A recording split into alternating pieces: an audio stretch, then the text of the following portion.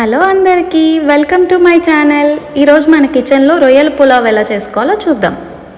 దీనిని మీరు రొయ్యల పులావ్ అంటారో లేదా రొయ్యల దమ్ బిర్యానీ అంటారో అది మీకే వదిలేస్తున్నా. నేనైతే పులావ్ అని అంటా. లేయర్స్ వేసి చేసేదాన్ని దమ్ బిర్యానీ అంటాం. ఇలా వాటర్లో మొత్తం మిక్స్ చేసి చేసేసేదాన్ని పులావ్ అనే అంటాం. ముందుగా రొయ్యల్ని నీట్గా ఉప్పు, పసుపు ఇంకా లెమన్ వేసి నీట్గా కడుక్కొని పక్కన పెట్టుకుందాం. అండ్ నెక్స్ట్ ఉప్పు, పసుపు వేసి రొయ్యల్లో ఉన్న వాటర్ మొత్తం వచ్చేసేటట్టు కుక్ చేసుకుందాం. నేను ఇక్కడ చూపిస్తున్నట్టు ఉప్పు, పసుపు వేసి మొత్తం కలిసేటట్టు మిక్స్ చేసి స్టవ్ మీద పెట్టుకోండి. ఇలా ఉడికించింది ఏంటంటే మనం ఫ్రిడ్జ్లో స్టోర్ కూడా చేసుకోవచ్చు. మనకు కావాల్సినప్పుడు కొంచెం కొంచెం తీసుకుని మనం ఏ రెసిపీ కావాలంటే అది కుక్ చేసుకోవచ్చు.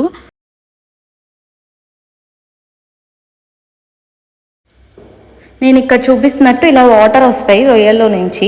ఇలా వాటర్ మొత్తం ఇంకిపోయేటట్టు ఇట్లా అయిపోయేటట్టు కుక్ చేసుకోండి. ఇప్పుడు ఉడికిచ్చిన రొయ్యలు తీసుకుని అందులో 2 స్పూన్స్ కారం యాడ్ చేస్తున్నాను. నేను రొయ్యల్లో ఉప్పు యాడ్ చేసాం కదా, ఉడికించుకునేటప్పుడే చూసి యాడ్ చేసుకోండి. ఉప్పు కావాలంటే వేసుకోండి, లేకపోతే లేదు. అండ్ నెక్స్ట్ అల్లం పేస్ట్, ఇంకా కొంచెం ఆయిల్, 2 స్పూన్స్ పెరుగు, ఇంకా గరం మసాలా, ఇంకా పుదీనా యాడ్ చేస్తున్నాను నేను ఇక్కడ. ఈ మసాలా మొత్తం రొయ్యలకు పట్టేటట్టు నీట్గా మిక్స్ చేసుకోండి. మిక్స్ చేసుకుని ఒక 1 అవర్ వదిలేసేయండి దాన్ని అలా, ఎందుకంటే మొత్తం మసాలా కోట్ అవ్వాలి రొయ్యలకి. ఒక 1 అవర్ అన్న మ్యాగ్నేట్ చేస్తే కానీ మనకి రొయ్యల బిర్యానీ టేస్ట్ చాలా బాగుంటుంది. అండ్ ఇలా మ్యాగ్నేట్ చేయటం వల్ల త్వరగా కూడా కుక్ అవుతుంది. అండ్ మీకు కావాల్సిన రెసిపీస్ కింద కామెంట్ బాక్స్లో కామెంట్ చేయండి. నేను మ్యాక్సిమం ట్రై చేస్తాను చేయడానికే. అండ్ మీకు ఇంకేమన్నా కుకింగ్లో టిప్స్ కానీ అలా ఏమన్నా కావాలన్నా చెప్పండి కింద కామెంట్ బాక్స్లో. టిప్స్ కూడా చెప్దాం మన ఛానల్లో మనం.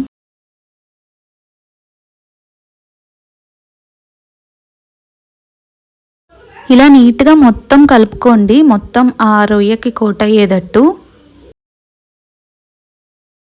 అండ్ నెక్స్ట్ ఇక్కడ నేను 1 spoon ghee and 2 spoons oil add చేస్తున్నాను. నెక్స్ట్ బిర్యానీ దినుసులు యాడ్ చేస్తున్నాను. అవి కొంచెం ఫ్రై అయిన తర్వాత ఆనియన్స్ యాడ్ చేసుకోవాలి.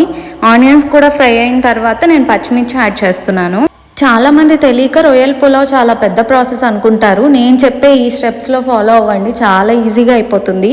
వంట రాని వాళ్ళు కూడా, బ్యాచిలర్స్ కూడా చాలా ఈజీగా చేసుకోగలుగుతారు ఈ రెసిపీని.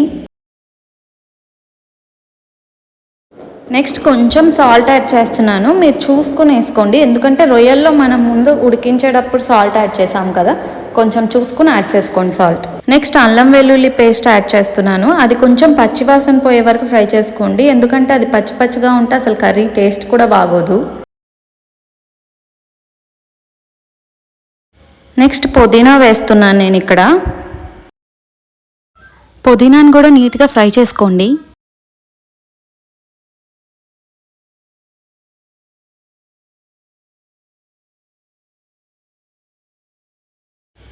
1 అవర్ మ్యాగ్నేట్ చేసి పెట్టుకున్న రొయ్యలు యాడ్ చేస్తున్నాను ఇప్పుడు నేను ఇక్కడ. అల్లం పేస్ట్ అండ్ పుదీనా ఫ్లేవర్, ఇదంతా మసాలా ఫ్లేవర్ అంతా రొయ్యలకు పట్టేటట్టు నీట్గా మిక్స్ చేసుకోండి. కొంచెం సేపు రొయ్యల్ని ఇలా ఫ్రై చేసి మూత పెట్టేసి రొయ్యల్ని కొంచెం సేపు కుక్ చేద్దాం.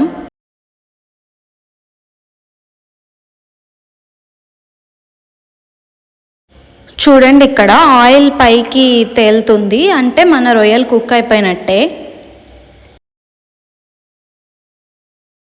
నెక్స్ట్ వాష్ చేసి పెట్టుకున్న బాస్మతి రైస్ యాడ్ చేస్తున్నాను నేను 1/2 కేజీ రైస్ తీసుకున్నాను అండ్ 1/2 కేజీ రొయ్యలు తీసుకున్నాను. సేమ్ క్వాంటిటీ తీసుకున్నాను రెండు.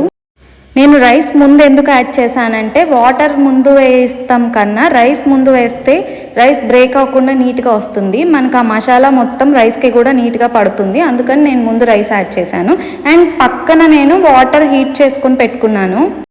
ఇప్పుడు నేను ఇక్కడ వాటర్ యాడ్ చేస్తున్నాను. నేను 3 గ్లాసెస్ వాటర్ యాడ్ చేశాను. నాకు 1/2 కేజీకి 2 గ్లాసెస్ రైస్ వచ్చింది.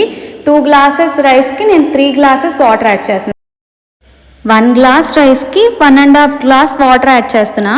ఇది బాస్మతి రైస్ కాబట్టి. అదే నార్మల్ రైస్ అయితే 1 గ్లాస్ రైస్కి 2 గ్లాసెస్ వాటర్ యాడ్ చేసుకోవాలి.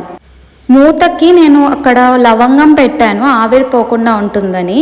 అండ్ నెక్స్ట్ ఉడికే టైంలో కొంచెం నెయ్యి అండ్ పుదీనా ఇంకా కొంచెం గరం మసాలా యాడ్ చేశాను నేను. ఒకసారి మొత్తం మిక్స్ చేసుకుని మూత పెట్టేద్దాం. ఒక 10 మినిట్స్ హైలో పెట్టుకుని అండ్ 15 మినిట్స్ సిమ్లో పెట్టుకుందాం. అంతే, మన రొయ్యల పులావ్ రెడీ అయిపోయింది. చూడండి ఎలా పొడిలాడుతూ. ఇంటికి ఎవరైనా రిలేటివ్స్ వచ్చినప్పుడు నాన్ వెజ్ చేయాలంటే ఈ రెసిపీ అయితే చాలా సింపుల్గా ఫాస్ట్గా కూడా చేసి పెట్టేయచ్చు అండ్ చాలా టేస్టీగా కూడా ఉంటుంది. ఒకసారి ఈ రెసిపీ మీ ఇంట్లో వాళ్ళకి చేసి పెట్టి మీ ఇంట్లో వాళ్ళు ఏమన్నారో కింద కామెంట్ బాక్స్లో కామెంట్ చేయండి. And please do like, share and subscribe to my channel. మరిన్ని ఇంట్రెస్టింగ్ వీడియోస్ కోసం పక్కనే ఉన్న బెల్ ఐకాన్ కొట్టడం మాత్రం అస్సలు మర్చిపోకండి. Thank you for watching.